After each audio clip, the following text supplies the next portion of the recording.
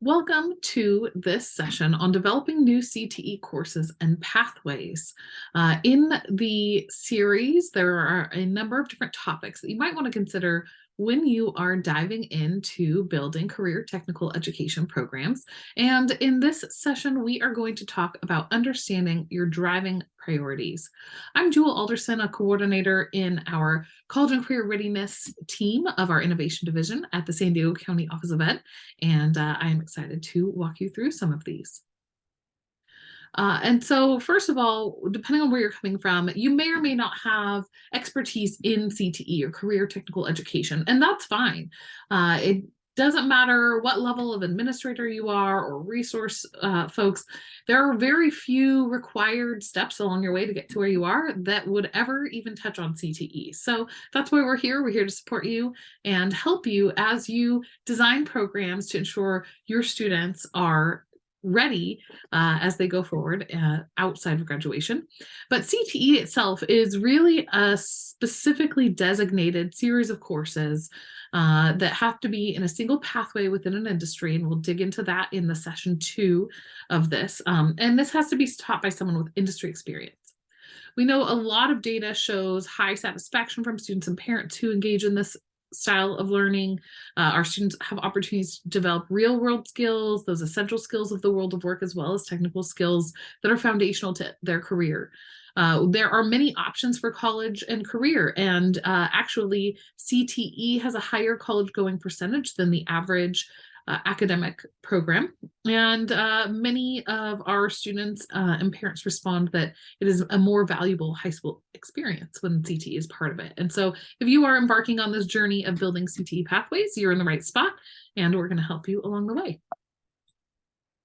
So these are the different industry sectors that are outlined by the state of California. And so if you're building a CTE pathway, what you have to do is you're going to actually identify one of these sectors. And in that sector, there's bullet points. And so these bullet points are actually the pathway. So let's say you wanted to create a new engineering pathway. Well, then you'd be looking at the industry sector of engineering and architecture, and you will pick one of these 4 pathways. Let's say you want to have engineering design is a pretty common one. And then there's an entire set of standards that are focused on engineering design. And all of the courses in your sequence need to come from that one single bullet on this bigger document. So as you are really thinking about the direction you want to go with your pathway, and we'll talk about all of these different priorities, at the end of the day, you do kind of have to hone in and build programs that just live in one bullet point on this bigger picture of industry sectors. And so if you have a variety of pathways, you might have an engineering design pathway, a child development pathway, a public services pathway, and a ICT pathway. However, each pathway is going to be 2 or more sequence courses that meet the standards set out for that pathway by the state of California. And we'll dive into that when we get into the state requirement section of this whole series. And so you can see here we have 6 kind of different categories of thought that you need to experience as you're building new pathways. And so I'll walk you through all of these. Some of them will be combined in this series of videos. But today, what we're going to really focus on is your driving priorities. Because before you talk about state requirements and staffing and the assets that you have and what students are interested in and what industry needs, what you want to know is what do you need as a organization to really prioritize around? Are these there's a number of different areas that you might find that you need that. So let's go ahead and dive into our driving priorities right here. And so first of all, community and student interest is one place to help you figure out your driving priorities. So you can look at things like your Healthy Kids surveys, your stakeholder input that you use during WASC and LCAP cycles is really helpful. And sometimes you'll also have a WASC report that may indicate that you need to expand your pathways, and that might even be one of the reasons you're here. When you are hosting coffee with the principal or any parent and family engagement, you can hear from your school site council and your community events. Some of these can be driving priorities. Your student voice, your students might be asking for these kinds of programs. And you may just find that generally you have not quite the level of engagement that you'd like. And at the foundation of career technical education is that everything they do has a value beyond the classroom. And so when you have students who aren't in it for the grade, right? We all have students who aren't there for a grade. It's not a carrot that they are willing to work towards. Bringing in programs where the carrot is a career is something that they can take with them, is building their repository of skills and portfolio work and things like that that they can bring forward with them after graduation. You get different buy-in. And so some of the kids that you are struggling to meet the needs of now may be the kids who are most engaged once you develop a CTE program.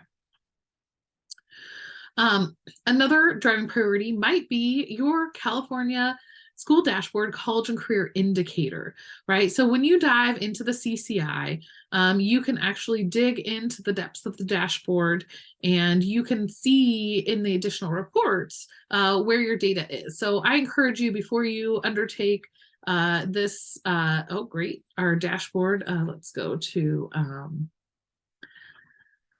our dashboard here. So if you go to the California School Dashboard, and I will continue, I often use Sweetwater as the district because I taught there for many years. So we'll look up Sweetwater in San Diego and pull up theirs, and you'll know it's the full school if you have all these trailing zeros for the whole district, but you can also look at individual schools. And once you're here, what you'll see is you'll see all of your fun dashboard data. And then if you click on view additional reports, it will bring you to a new place. Now, the 2022, most of the data was recently released. However, they will be doing our college and career measures later. And so let's go back to the 2021. I encourage you to go to the most recent year that's available and go to the college and career report. Sometimes it's called the measures only. Sometimes it'll have different words with college and career. Because of COVID, we have kind of delayed release of much of our data. And so they're going to give you the data that you have access to. And what I can look at here is for this district where they have nearly 7,000 graduates, you can see many of their CCI. And here we know 347 students completed a CTE pathway. That means they had a concentrator and a capstone. And so this actually is much smaller than I might expect of their district. And so this might be a place where you might say, oh, this is a great place for me to increase my numbers in the CCI. And that might be one of the things you're looking for. You could be in what's called differentiated assistance, where you're not hitting numbers for certain populations. So here you can also look through your population, say like, oh, wow, I actually have, this many students with disabilities in here, and I should have more, or my socioeconomic disadvantaged students. And so you can actually look at your CTE completers and get a better view on who they are and where you might have gaps that you could build priorities around as you move forward in this work.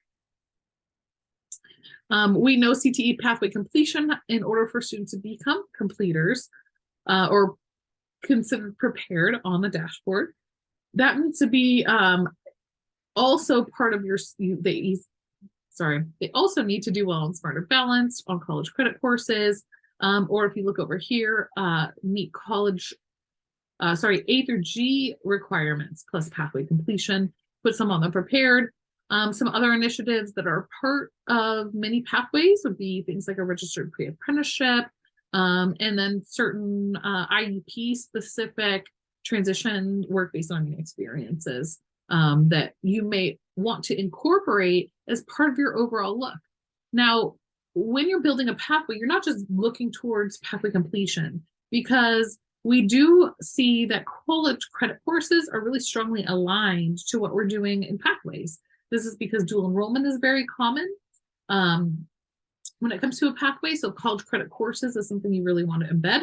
And as you build your pathway, you'll want to embed those college credit courses into that wherever you can. Additionally, making sure that any pathway course that you write up, you also submit for approval for A through G is great. not only can CTE classes be categorized as a G-level elective course, but depending on the course, you can sometimes get them approved under sciences, D-level lab science. You may be able to get the F for fine arts for some of our arts, media, entertainment courses. And so there are many ways to kind of boost your CCI scores through pathway work as you go. So I encourage you, as you think about, you're starting out, you're kind of making that first move into your work, and you're really, where are we now with these different things? Now, another driving priority might be money, right? We need money to run these programs. CTE is a much more expensive program to run because the equipment that you need to have should be industry recognized, the kind of equipment that's currently being used.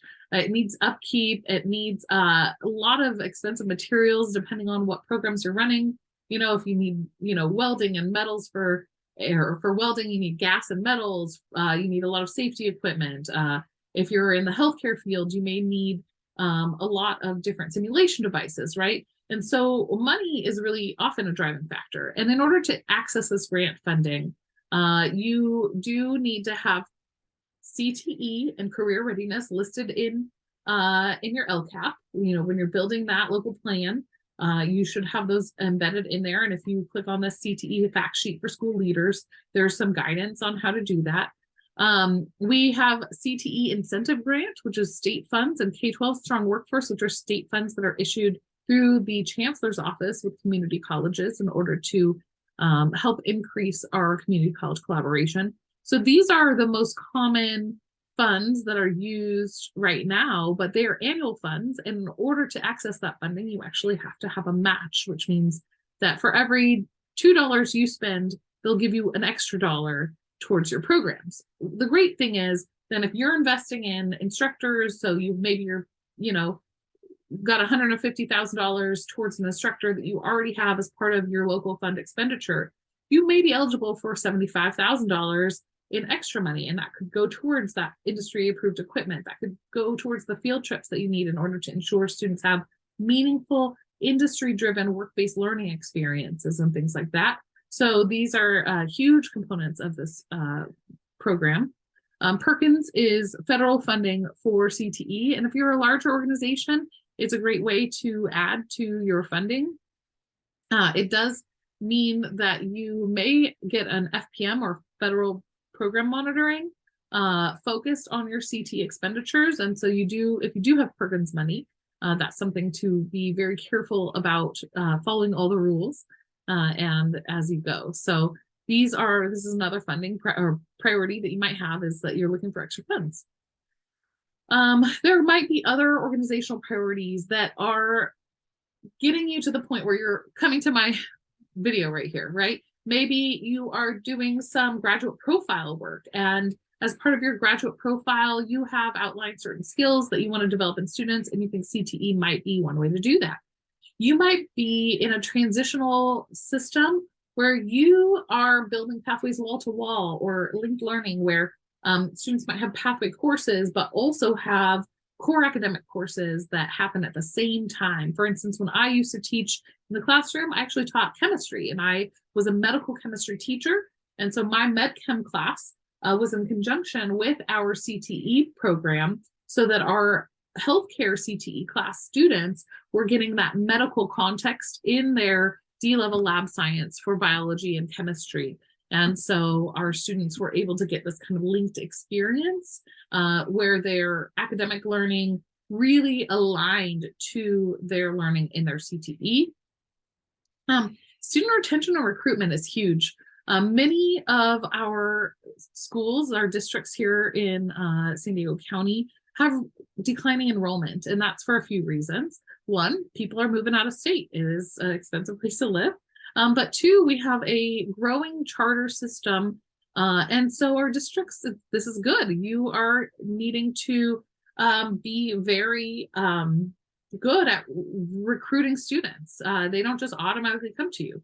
On the other side, if you're a charter, perhaps you are trying to be attractive to students and help them come to you. And so CTE is a piece of that package you're offering to your community and to your families, whether you are a district, a charter, or, really any program serving our students in alternative school, um, ensuring our students find their belonging in our program through retention and recruitment. CTE is one of the places that students really do find belonging, and has a lot of overlap if you really look into the SEL or social emotional learning movement. Helping our students find their belonging in the classroom is great, and that's part of that movement. But really, the bigger picture is helping them find their belonging in the broader world. And CTE brings that piece of SEL into your system that often is gone unseen and not implemented as well as it could be. Finally, you might have someone at the district level who is really encouraging you to dig into pathways and expand them. Perhaps you're at the district level and you're here because you're looking to expand your pathways, to build new pathways, and you may have a lot of different hats and you are hoping to figure this out in a shorter period of time. And so hopefully this series will help you along the way. So what I want you to do is jump over to your action plan. And so your action plan has a spot where you can share priorities that you have for this work. You can kind of click through what are some of the biggest driving priorities, but also what are some of the biggest challenges or barriers you will need to overcome in this work as you go. And so as you kind of get into that, I will encourage you to feel free to reach out if you have questions along the way.